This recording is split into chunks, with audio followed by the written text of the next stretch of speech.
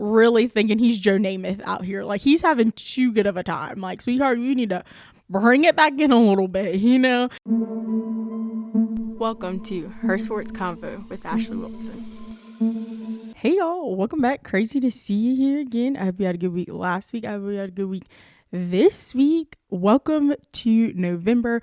Fall has fallen and so has the drama. As we all know, November is basically get your stuff together or get out of here season in the NFL. And that is exactly what is happening right now, as a lot of people were traded today, as I'm recording this on the deadline of the NFL trade deadline, and as a few people are getting released, which the linebacker from Jalen Smith, he was at Dallas at the beginning of the year, then he went to Green Bay, and Green Bay released him today, which, you know what they say, one time something happened, that's crazy. Second time something happened, you're like, ooh. And unfortunately, I don't think Jalen Smith will be getting a third chance. So that's sad to see, but at least he got his check before he got checked out of the NFL.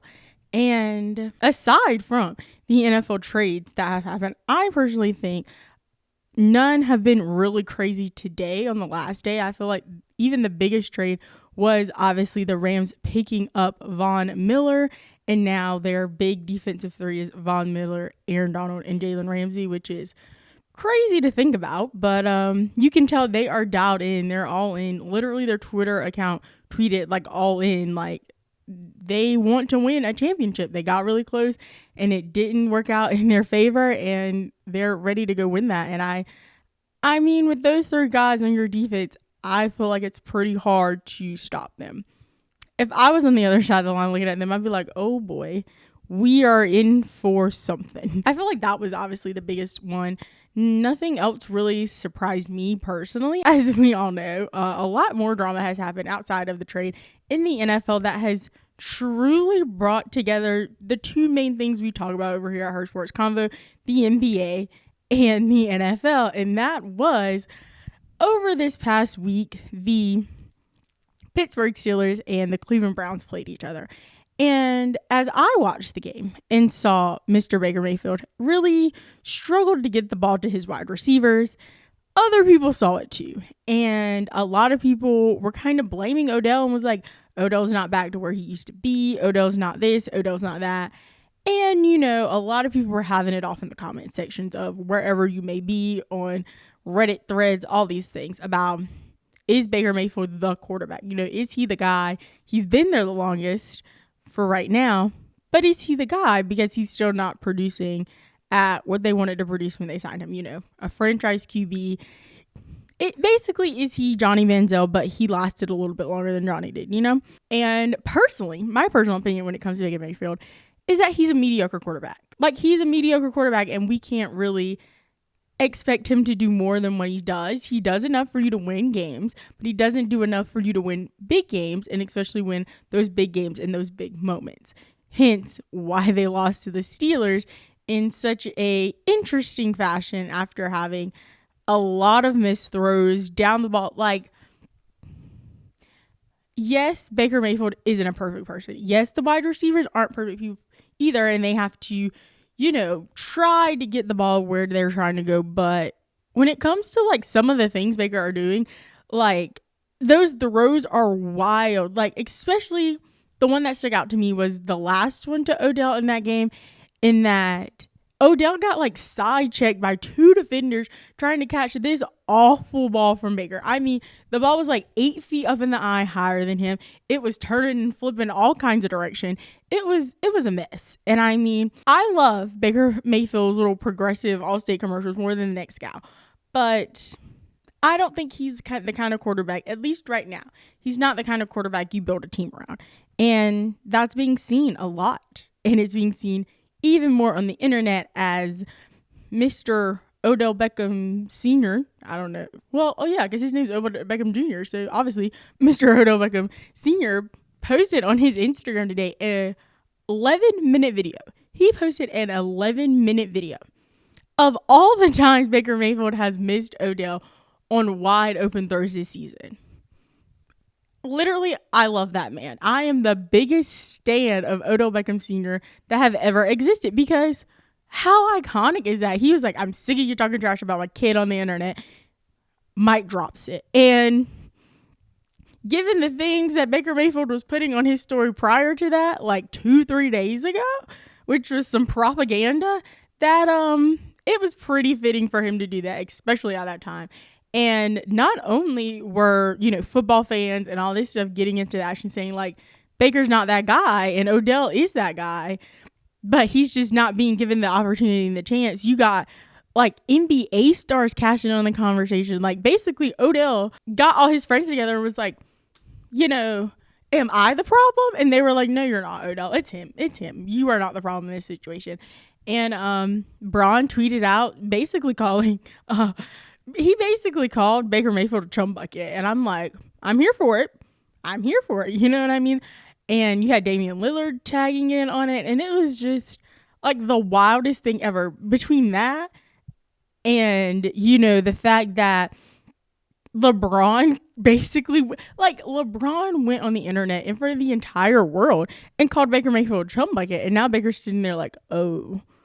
But I feel like he has such a ego, which is an ego you have to be any kind of professional athlete to stick around and be, advocated for in this game and to have a position and make people take you seriously. You have to have that. But I feel when it comes to some things, he isn't. And the fact that more people are sticking up for him, because even on the video that Odell Beckham Jr.'s dad posted, other wide receivers on the Browns were like liking that, and like you can read the likes, you can look at the comment sections of things.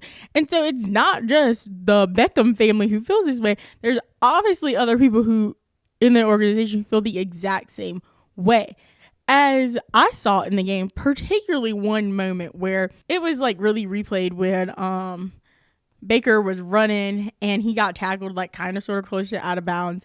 And that guy, and he like got him and he was like, I'm such a strong guy now. And literally none of his teammates like stood up against his honor and tried to fake fight. You know how they get up in each other's faces and stuff in the NFL? Like none of his teammates did that. Like they were all just like, good job, Baker. But I feel like if, that happened to Patrick Mahomes, like all the Kansas City Chiefs people would be running over there, or any other, or, that happened against, with Aaron Rodgers at Green Bay, like any other organization, their teammates would have backed him on that. And so I felt like that was very telling of what's going on in the Browns organization. That, and also that building the Browns hasn't came out since week 2 of the season. So those 2 reasons are things that I think, it's all not happy sunshines and rainbows over there. And it's not just Baker Mayfield's fault. It's not just Kevin Stefanski's fault. That's their head coach, if you didn't know. It's a mixture of things. It's a mixture of they don't change things when they need to be changed. Like, I feel like they are saying, this is the things we decided we were going to do this season, and we're going to keep doing them throughout the rest of the season, even though they're not working. Which you can take that as ever you might. You like change Baker Mayfield, change some plays, do something there. They're just not really adapting to the way the season is going, and that's why they're at where they're at in this season. A lot of other teams are doing the exact same thing, which is why they are also pretty much scraping the bottom of the barrel when it comes to their position in the standings, as we are halfway through the NFL season. And, the knives are coming out. The gloves are off. People are saying how they feel and doing things as they say. And it's very apparent how people feel about Baker Mayfield. And I don't see him, well, I take that back. I do see him having a longer period of time in Cleveland just because of the way the organization is ran, and people really love him, and he's really built his brand around being in Cleveland, as I mentioned earlier, the State Farm commercials. But it's not going to be good for the organization, and it's really not going to be good for that fan base, because oh boy, let's take a moment and give a round of applause to the Cleveland Browns fans, because those people really stick around when they have absolutely no reason to. Because, like, what is there for? What are you cheering for exactly every year? Big props for you for sticking around. That is a loyal person. If you're out here looking for a loyal person, go find a Cleveland Browns fan, because loyal to their own fault. That is what they are right now. And it's sad to see it go that way. But, hey, that's the game. But on to other news. I'd say the fact that I turned on the Saints and Falcons game. I think that was Saints. No, the Saints and the Buccaneers game. That's who it was. I turned on the Saints and the Buccaneers games on Sunday. And I looked around and I was like, where's Jameis? Where's Jameis? I scrolled through Twitter and I'm like, wait, Jameis got hurt? What? So I'm looking for the video and finding out what happened to Jameis, because I'm like, who is this Taysom Hill wannabe out here? This is not my friend. This is not my homie. But he sure enough did put the team on his back. I truly don't remember what that man's name was, but I don't think anyone knew who he was before Sunday, and now he is borderline, the star of New Orleans this week, because he did a great job. I had no faith. The first few times he went out there was not good, was really, really not good. But he did a great job. And I was so sad to see Jameis tore his ACL. Like, Jameis is such a fun person. And the fact that we're not going to see him the rest of the season is so bad. But the fact that he was literally bopping around and dancing with his teammates after he tore his ACL in the locker room after the end of the game just really shows how much Jameis is, a character, a doll. And it makes that moment even more iconic, because he was bopping around, like hopping around with a torn ACL and an MCL. Like, go off, Jameis. You're great. But the Saints, like, beating the Bucs, that's pretty iconic. Because I'm going to be honest, when we got down to the end of the fourth quarter, I was like, oh, this is not good. This is not good, homies. This is not good. Y'all better get it together. But it worked out in their favor. I mean, I didn't see Tom Brady throwing an interception at the end of the game, but anything could happen. It was Halloween, spooky season. The shifts were happening in the atmosphere and things, and that shift really snatched that ball right from Tom Brady's grip and got them that win. So good for the Saints, but bad for the Saints, because, like, do you want this man to be your quarterback the rest of the year? Or is Taysom Hill going to go in? Personally, I feel like when Taysom Hill comes back, he should go in, because he was number 2 and not this other guy. Even though this other guy seems like a doll, he did a great job. Taysom Hill should be the guy. But I guess we'll see. You never know. Who never know? Maybe Sean Payton will, like, go in and do like a Michigan situation, be like, you going for one play, and maybe it'll work. It's worked for other people. Maybe it'll work for them. And talking about people finding their guy, shout out to the Jets. This man, Alex White, Matt White, something White, he went out there and he did the things. And I was like, okay, wait a minute now. I'm here for it. I'm here for all of this and more. As you know, I'm not the biggest fan of Zach Wilson, but I truly don't care about the Jets either on that fact. But it was so fun, like, seeing him out there having a good time. Like, this man was in his first NFL start game, and he's out here just dancing in the end zone, having the time of his life. And honestly, I thought when that man went out there, I was like, oh, he's really thinking he's Joe Namath out here. Like, he's having too good of a time. Like, sweetheart, you need to bring it back in a little bit, You do play for the Jets. Things slip away real easy over here for y'all. But he put up a great game, and I really hope he sticks around for the rest of the season and puts his mark in New York. Like, maybe he's the quarterback the Jets have been looking for. But we also know when it comes to the Jets and quarterbacks that they start out really great, and then over time they decline. So who knows what happens over there at the Jets, but I'm happy for them. But on the other side of that coin, I think we should take a moment and talk about the Chiefs, because they played Monday Night Football this week, as we all know. And even last week, they were really tight in their game last week, and no one's afraid of the Chiefs. Like, I'm going to say it how it is. No one's afraid of the Chiefs. The Chiefs were the top dog, the top daddy of the league for 2, 3, 4 years. And now they're like, okay, whatever. They're regular, just like me and you and me. And that's it. That's what it is. And I'm happy for it. Like,